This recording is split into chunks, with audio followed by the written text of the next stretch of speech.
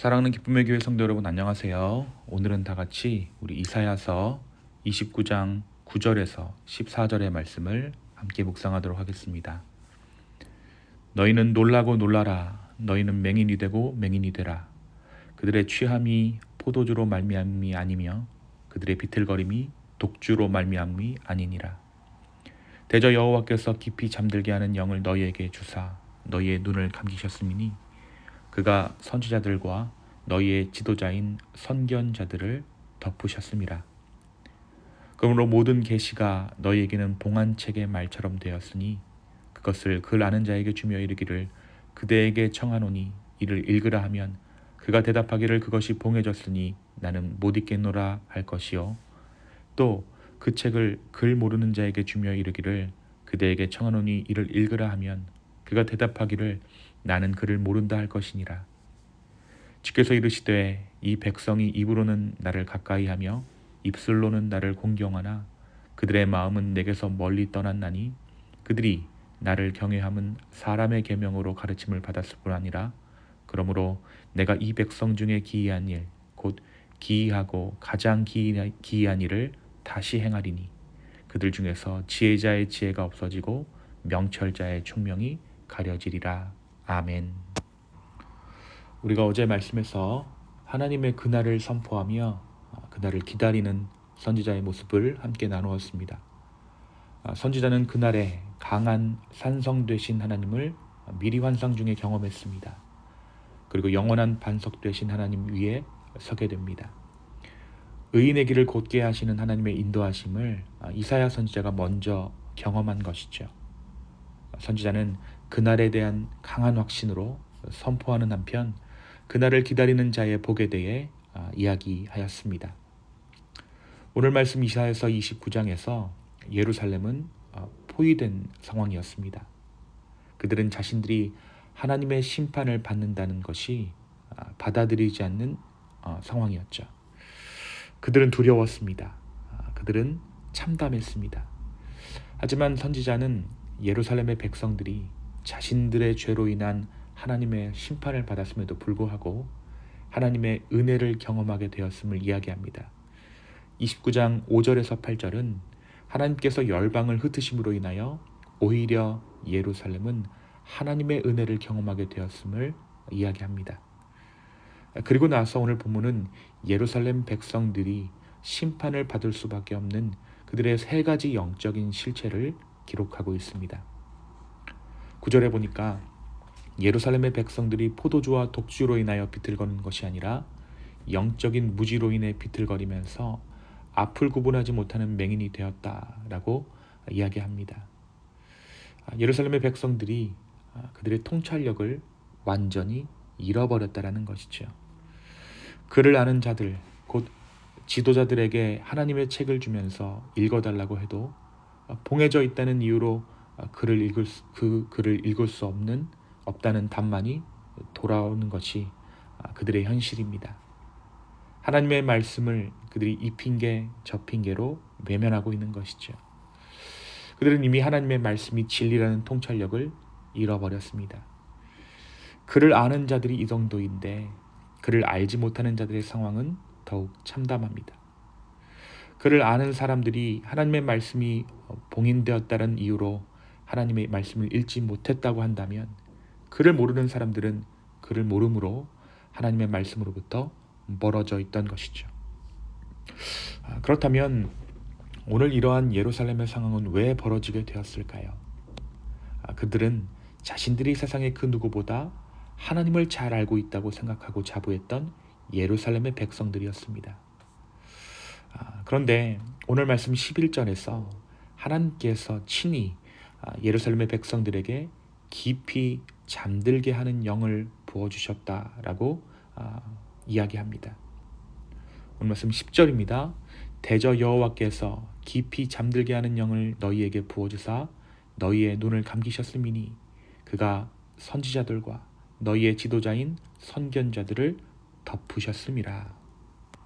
하나님께서 그들의 눈을 감게 하셨고 지도자들인 선견자들이 앞을 바라보지 못하게 하셨다라는 것입니다. 그렇다면 왜 하나님께서 예루살렘 백성들에게 이렇게 하셨을까요?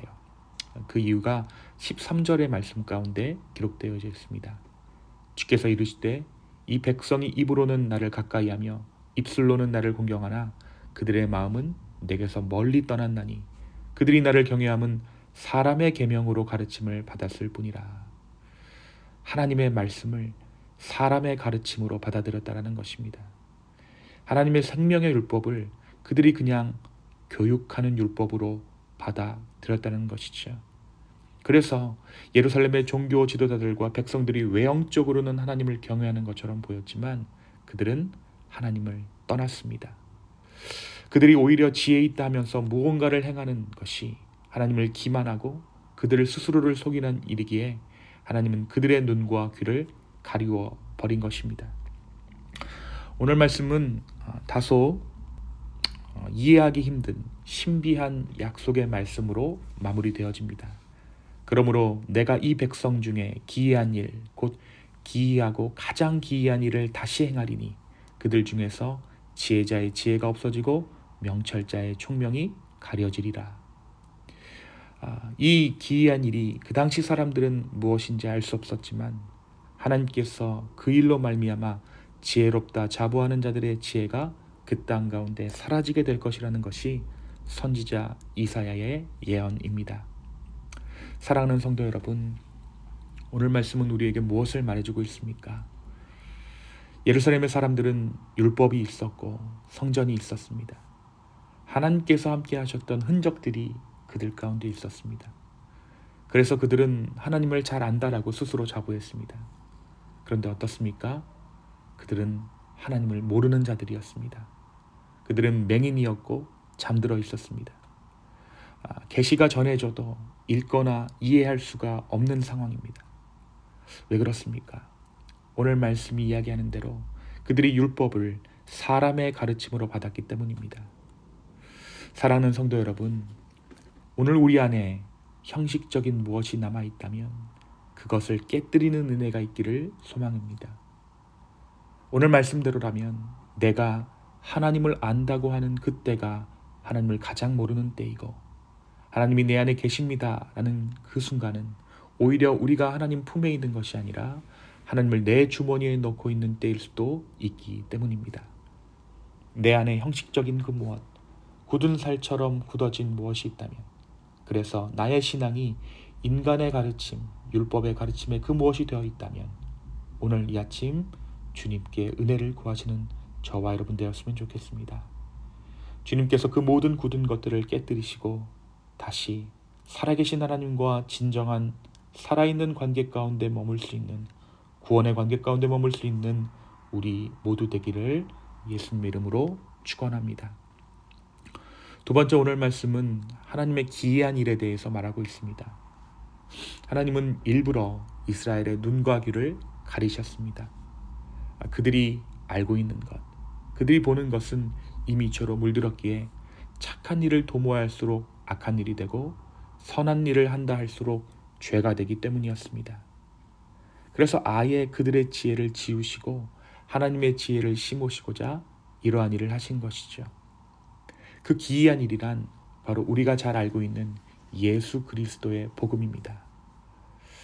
오늘 나의 지혜가 아닌 하나님의 지혜로 살아갈 수 있는 하루가 되기를 간구하는 우리가 되기를 소망합니다. 내 상식이 아닌 겉옷을 달라 하는 자에게 속옷까지 내어주고 오리를 가자 하면 십리를 가주는 그 십자가의 상식이 우리의 삶의 방식이 되는 그 은혜가 있기를 소망합니다. 오늘 이 아침 내 무엇을 주장하는 것이 아니라 하나님의 하나님 되심을 인정하여 복음이 내 삶을 인도하시도록 삶의 주인의 자리를 내어놓는 우리 모두 되기를 예수님의 이름으로 축원합니다. 이 시간 함께 기도하시겠습니다. 주님, 인간의 가르침으로 우리가 하나님의 말씀을 대하고 있지는 않습니까? 하나님을 안다 하나 하나님을 가장 모르는 자가 나의 모습은 아닌지 이 시간 돌아봅니다.